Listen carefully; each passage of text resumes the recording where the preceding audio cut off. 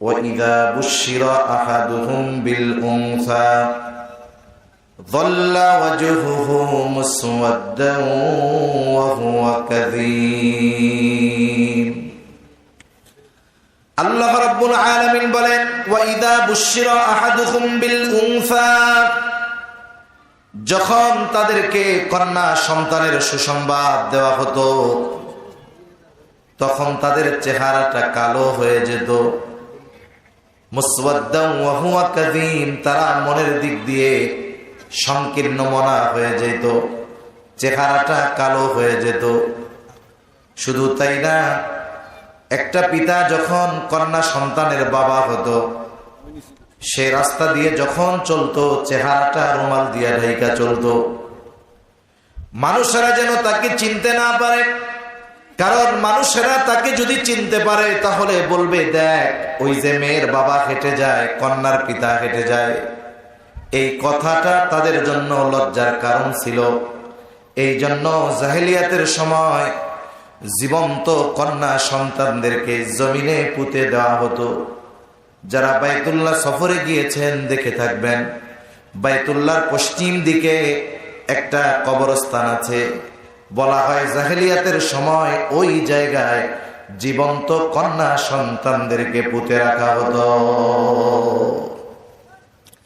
তাহলে কন্যা সন্তান হওয়া এটা তাদের জন্য লজ্জার কারণ ছিল। আরেকটা কারণ ছিল, তারা চিন্তা করত এই মেয়েটাকে বিবাহ দিলে মেয়ের স্বামীর দ্বারা কষ্টের শিকার হওয়া লাগতে পারে।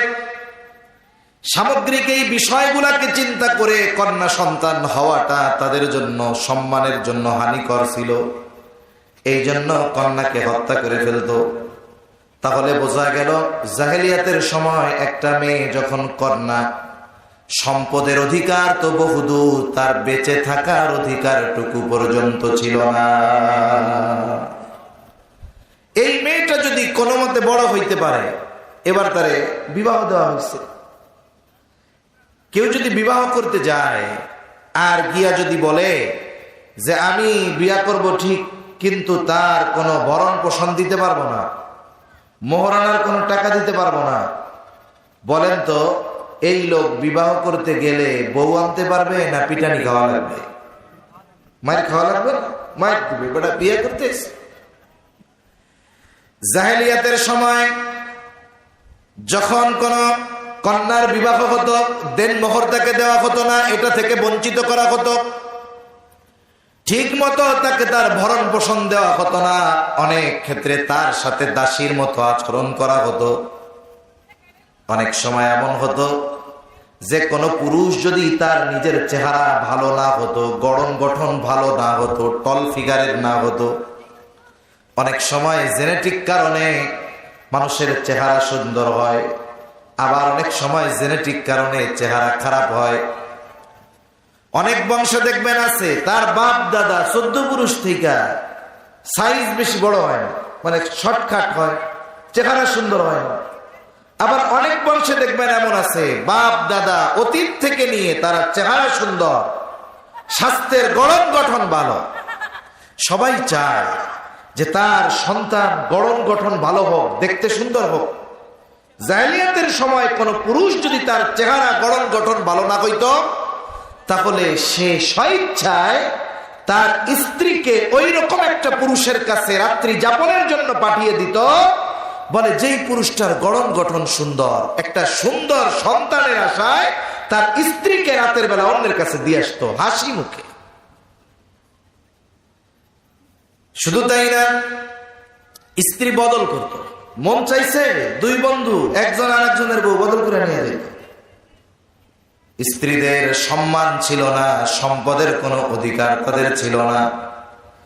স্বামীর ঘরেও তাদের দাসীর মতো জীবন যাপন করা লাগতো। এরপরে মনে করেন তার সন্তান হয়েছে, স্বামী মারা গেছে। অনেক সময় এমন ঘটনা ঘটতো, ওই মাকে সন্তান বিবাহ করত। বলতে পারেন হুজুর কি বলেন? এ তো জাহেলিয়াতের সময়ের কথা বলতেছি। এই বর্তমান দুনিয়ায় ইউরোপ আমেরিকার মধ্যে হাজারো হাজারো ঘটনা এমন রয়েছে যে বাবা মারা গেছে, সন্তান নিজের মাকে বিবাহ করেছে। নাউজুবিল্লাহ। মা মারা গেছে, সন্তান, স্বামী মারা গেছে, মাকে বিবাহ করতেছে সন্তান। স্বামীর সম্পদের মধ্যে স্ত্রীর কোনো হক ছিল না, অধিকার ছিল না। স্বামীর সন্তানের সম্পদে ছিল না, সন্তানের সম্পদের মধ্যে ছিল না। আবার দেখুন, এমনটা হতো যদি কারো ক্ষেত্রে এমন হতো, বিধবা, কেউ নাই তার, না আছে তার সন্তান, না আছে তার স্বামী, তাহলে স্বামীর বাড়িতে তার অবস্থান করার মতো কোনো সাধ্যই ছিল না। বরং সমাজের মানুষ এই বিধবা নারীদের সাথে সর্বোচ্চ রকমের অসৎ আচরণ করত। সংক্ষিপ্ত কথায় আশা করি এতটুকু বুঝতে পারছেন যে জাহেলিয়াতের সময় মা হিসাবে নারীর অধিকার প্রতিষ্ঠা হলো, বিধবার অধিকার প্রতিষ্ঠা হলো। যারা বলে ইসলাম নারীকে ঠকিয়েছে, নারীর ব্যাপারে ইসলাম বৈষম্য প্রদর্শন করেছে, নিঃসন্দেহে এরা ইসলামের দুশ্মন, কোনো সন্দেহ নাই, ঠিক কিনা বলে? ইসলামের ব্যাপারে তাদের ধারণাই নেই। যেখানে জাহেলিয়াতের সময় কন্যা সন্তানকে হত্যা করা হতো, কেউ বা সন্তান হত্যা করত তাদের অভাবের কারণে, দারিদ্রতার কারণে, চিন্তা করত পেলেট আর একটা বেড়ে যাবে, এই জন্য হত্যা করত। আর আল্লাহ তাআলা কোরআনুল কারীমের মধ্যে অন্যায়ভাবে সকল হত্যাকে নিষিদ্ধ করে দিয়েছেন। আল্লাহ তাআলা কোরআনুল কারীমের মধ্যে শিশু হত্যাকে নিষিদ্ধ করে দিয়েছেন। আল্লাহ তাআলা কোরআনুল কারীমের মধ্যে বলেন, ওয়ালা তাকতুলু আওলাদাকুম খাশিয়াতা ইমলাক নাহনু নারযুকুহুম ওয়া ইয়্যাকুম ইন্না কতলাহুম কানা খিতআন কাবীরা। আল্লাহ তাআলা বলেন, ওয়ালা তাকতুলু আওলাদাকুম খাশিয়াতা ইমলাক, তোমরা দরিদ্রতার ভয়ে সন্তানদের হত্যা করবা না। তোমরা কি মনে করো তোমাদের রিজিক যিনি দেন, ওর রিজিকও তিনি দেয়? বলেন, সবার রিজিক দেয় কে? নাহনু নারযুকুহুম ওয়া ইয়্যাকুম, আল্লাহ বলেন আমি তাদের রিজিক দেই, তোমাদের রিজিক দেই। আর এই হত্যা কত নিকৃষ্ট কাজ, কত নিকৃষ্ট এক পাপ। আল্লাহ তাআলা এটাকে কোরআনে আয়াত নাজিল করে শিশু হত্যা আল্লাহ নিষেধ করে দিলেন। আর কন্যা সন্তান হলে তো ওদের ক্ষোভ আরো বেশি ছিল। আল্লাহ তাআলা কন্যা সন্তান হওয়াকে সুসংবাদ বলে অভিহিত করেছেন। তার মানে যদি কারো কন্যা সন্তান হয়, মুখ কালা করে রাখা যাবে না। কন্যা সন্তান হলে মুখ কালা করা, হীনমন্যতায় ভোগা, এটা জাহেলিয়াতের সময়ের কর্মকাণ্ড। আল্লাহ তাআলা কোরআনে কন্যা সন্তান হওয়াকে সুসংবাদ বলেছেন। ওয়াইদা বুশিরা আহাদুকুম বিল উনসা, আল্লাহ তাআলা বলেছেন তাদেরকে যখন কন্যা সন্তানের সুসংবাদ দেওয়া হয়, তার মানে কন্যা সন্তান হওয়া এটা একটা পিতার জন্য, পরিবারের জন্য, মাতার জন্য সুসংবাদ। বলেছেন কে? ঘুম আসতেছে আপনাদের? তাকবীর দেন, নারায়ে তাকবীর। এত আস্তে দিলে হবে নাকি? সামনে নির্বাচন আসতেছে, মিছিল কেমনে দিবেন? নারায়ে তাকবীর। তাহলে কন্যা সন্তান হওয়া সুসংবাদ, এ কথা বলেছেন কে? আচ্ছা, সন্তান ছেলে হবে না মেয়ে হবে, যমজ হবে না একটা হবে, এসব কিছু নির্ধারণ করেন কে? আল্লাহ তাআলা কোরআনুল কারীমের মধ্যে বলেন, ইয়াহাবু লিমান ইয়াশাউ ইনাসাও ওয়া ইয়াহাবু লিমান ইয়াশাউ যুকুর আও ইউযাওয়িজুহুম যুকরানাও ওয়া ইনাসা ওয়া ইয়াজআলু মান ইয়াশাউ আকীমা। বলেন আল্লাহু আকবার। আল্লাহ রাব্বুল আলামিন বলেন, ইয়াহাবু লিমান ইয়াশাউ ইনাসা, তিনি যাকে খুশি তাকে কন্যা সন্তান দেন। আল্লাহ তাআলা যাকে খুশি কন্যা সন্তান দেন। ইয়াহাবু লিমান ইয়াশাউ ইনাসা ওয়া ইয়াহাবু লিমান ইয়াশাউ যুকুর, আল্লাহ তাআলা যাকে চান তাকে ছেলে সন্তান দেন, আবার যাকে চান দুইটাই দেন। আবার ওয়া ইয়াজআলু মান ইয়াশাউ আকীমা, আবার যাকে চান তাকে কোনোটাই দেন না, তাকে আল্লাহ বান্দা বানায় রাখে। তাহলে সন্তান দেওয়া এর একমাত্র ক্ষমতা কার? ছেলে হোক মেয়ে হোক, দেন কে? আল্লাহ তাআলা দেন। এজন্য আমাদের সমাজে অনেক সময় দেখা যায় কারো যদি কন্যা সন্তান বারবার হয় তাহলে সে বেজার হয়ে যায়। অথচ রাসূলুল্লাহ সাল্লাল্লাহু আলাইহি ওয়াসাল্লাম কন্যা সন্তানের ব্যাপারে জানায় দেন, কারো যদি কন্যা সন্তান হয়, এক বা একাধিক হয়, তার জন্য কমপক্ষে 3 ধরনের সুসংবাদ। কয় ধরনের? জোরে বলেন।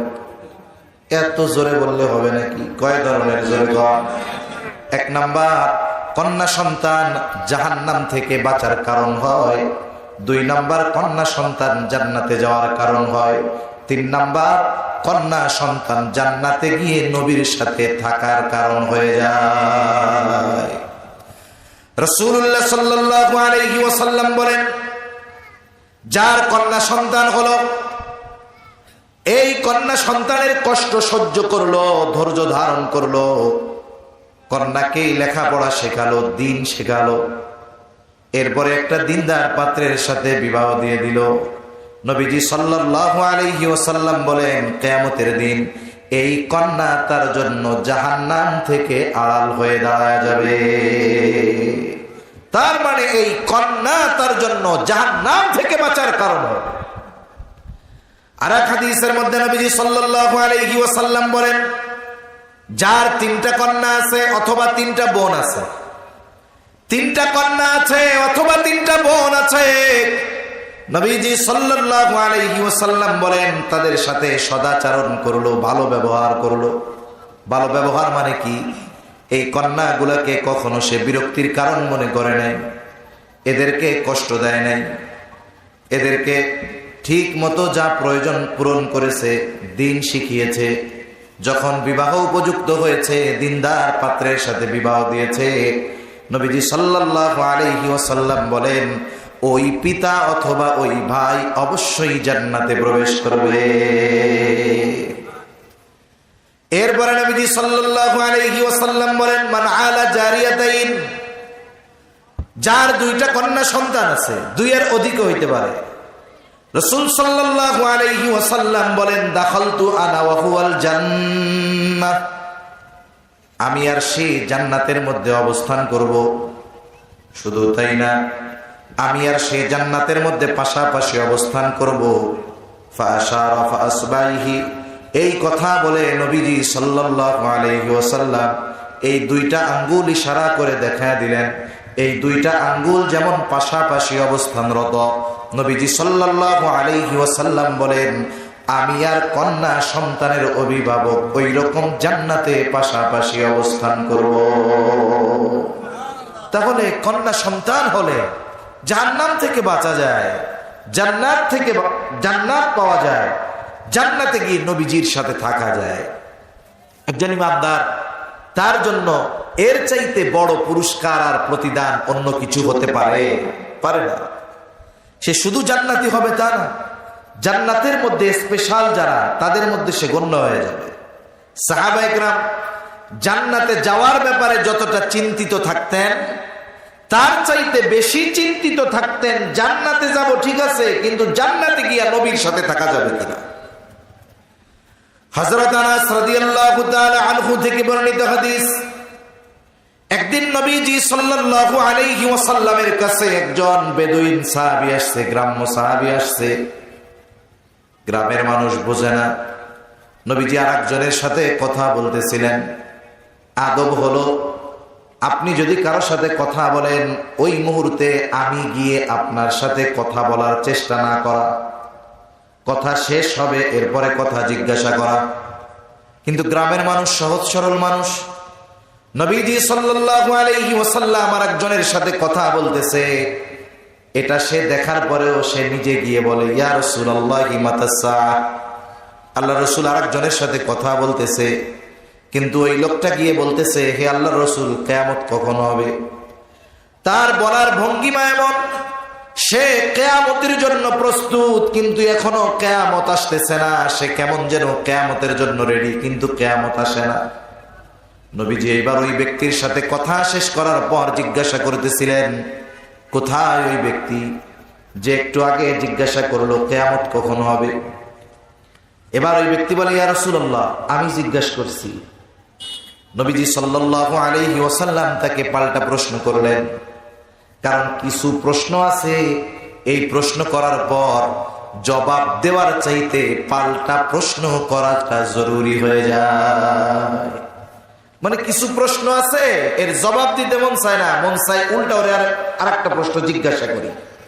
যেমন ছোট ভাই, পর্দার অন্তরালে অবস্থানরতা সম্মানিতা শ্রদ্ধা মা ও বোন, আল্লাহ রাব্বুল আলামিনের দরবারে অগণিত শুকর যে মহান মালিক আমাদের হায়াতে বরকত দিয়ে হাজার মানুষের মধ্য থেকে যাচাই বাছাই করে হাদিসের ভাষায় এই জান্নাতের বাগানে আসার বসার, কিছু কথা বলবার এবং শ্রবণ করবার তৌফিক যে মহান মালিক দান করেছেন, সে মহান মালিককে খুশি করার জন্য মহব্বতের সাথে জবান খুলে অন্তর থেকে আমরা একবার কালিমাতুশ শুকর পাঠ করি, আলহামদুলিল্লাহ।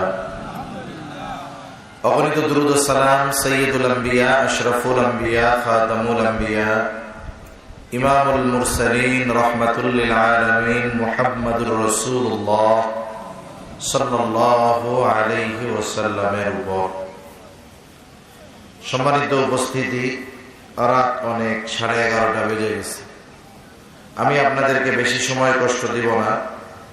পবিত্র কোরআন থেকে একটা আয়াত ও রাসূল আকরাম সাল্লাল্লাহু আলাইহি ওয়াসাল্লামের একটা হাদিস থেকে হাদিস পাঠ করেছি। আল্লাহ তাআলার কাছে তৌফিক চাই, আল্লাহ তাআলা অল্প সময়ের মধ্যে কিছু কথা বলার তৌফিক দেন, যে কথাগুলো আমাদের সবার দুনিয়া এবং আখিরাতের জন্য কল্যাণকর হয়। সকলে বলি আমিন। সম্প্রতি সময়ে হয়তো আপনাদের অনেকের কানে এই খবর আসছে যে বাংলাদেশে এখন নির্বাচিত কোনো জনগণের নির্বাচিত কোনো সরকার নেই। এই সরকার সংস্কারমূলক অনেক বিষয়ের উদ্যোগ নিয়েছে। এই সংস্কারকে কেন্দ্র করে একটা নারীদের ব্যাপারে একটা কমিশন গঠন করেছে, সংস্কার কমিশন।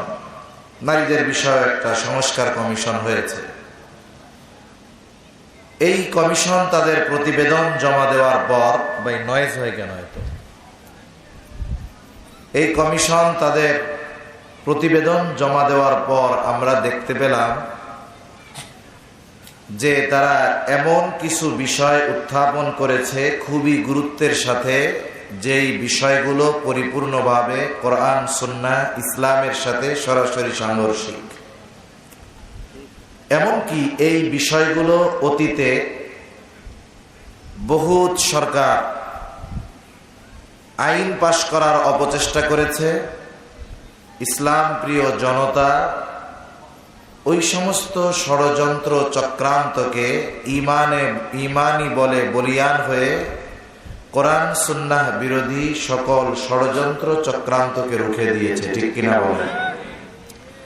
মনে রাখতে হবে, প্রকৃত ইমানদার যারা, এরা মানুষকে আল্লাহর জন্য যেমন ভালোবাসে, আবার আল্লাহর জন্য যদি কারো সাথে শত্রুতা করতে হয়, সে যদি নিজের সন্তানও হয়, বাবাও হয়, প্রকৃত ইমানদার দ্বীনের জন্য নিজের বাবা সন্তানের বিরুদ্ধাচরণ করতে পিছপা হয় না। যেখানে ইমানের প্রশ্ন, দ্বীনের প্রশ্ন, সেখানে সব কিছু একদিকে, ইমান ইসলাম আমার দ্বীন আর একদিকে। ঠিক কিনা বলেন? আর একটা বিষয় হলো, নারী কমিশনে যাদের দায়িত্ব দেওয়া হয়েছে এই সংস্কারের, আসলে এরা কেউ ইসলাম পন্থী না, ইসলাম সম্পর্কে জানেও না, ইসলাম সম্পর্কে ধারণাও নেই। এই জন্য তাদের ধারার ভিতরে এমন কিছু কথা উল্লেখ হয়েছে, এই কথাগুলো যদি কেউ বিশ্বাস করে নিঃসন্দেহে সে বেঈমান হয়ে যাবে, কোনো সন্দেহ নেই। সম্মানিত উপস্থিতি, প্রথমত যদি তারা জানতো যে ইসলাম পূর্বকালীন সময় নারীর অবস্থা কি ছিল, সামাজিকভাবে নারীর মর্যাদা কেমন ছিল, অধিকার কেমন ছিল, সেই অধিকার বেঁচে থাকার অধিকার হতে পারে, মর্যাদার অধিকার হতে পারে, অর্থনৈতিক অধিকার হতে পারে। যদি তারা ইসলাম পূর্বকালীন সময় নারীর অবস্থা সম্পর্কে জানত, তাহলে এই অপবাদ, এই মিথ্যা বলার সাহস পেত না যে ইসলাম নারীর অধিকার প্রতিষ্ঠা করে নাই। একথা বলার সাহস ওরা পেত না। ইসলাম পূর্বকালীন সময় নারীদের অবস্থা কেমন ছিল একটা ঘটনা বললে বুঝতে সহজ হবে, তাদের পরিস্থিতিটা কেমন ছিল। অনেক সময় মানুষের মাঝে যে কোনো একটা বিষয়ে বিতর্ক হয়। জাহেলিয়াতের সময় বিষয়টা এমন ছিল, একটা গর্ভবতী নারী রাস্তা দিয়ে হেঁটে যাচ্ছে।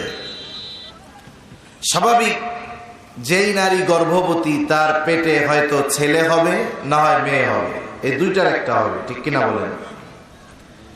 হিজড়াও যদি হয়, শরীয়তের পরিভাষায় হিজড়া হয়তো ছেলে হবে, না হয় মেয়ে হবে। এই যে তৃতীয় লিঙ্গ বলে, তৃতীয় লিঙ্গ বলে কোনো লিঙ্গ নেই। হয়তো শরীয়তের হুকুমগত দিক দিয়ে ছেলে হবে, না হয় মেয়ে হবে। এখন একজন বলতেছে এই মহিলার পেটে ছেলে আছে, আর একজন বলতেছে এই মহিলার পেটে মেয়ে আছে। এক সময় দুইজনের তর্ক এমন এক অবস্থায় চলে গেল, দুইজন খুব উত্তেজিত হয়ে গেছে।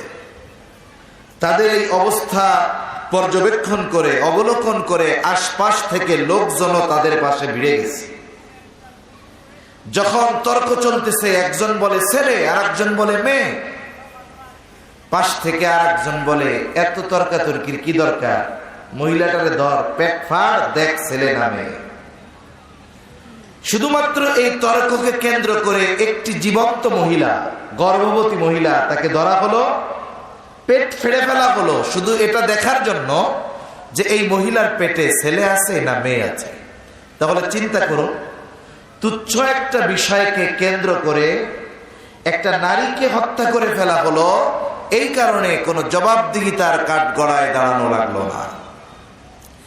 এজন্য জাহেলিয়াতের সময় নারীর অনেকগুলো পরিচয় থাকে। একটা হলো জন্ম নেওয়ার পরে সে কারো না কারো কন্যা হয়, ঠিক কিনা বলেন?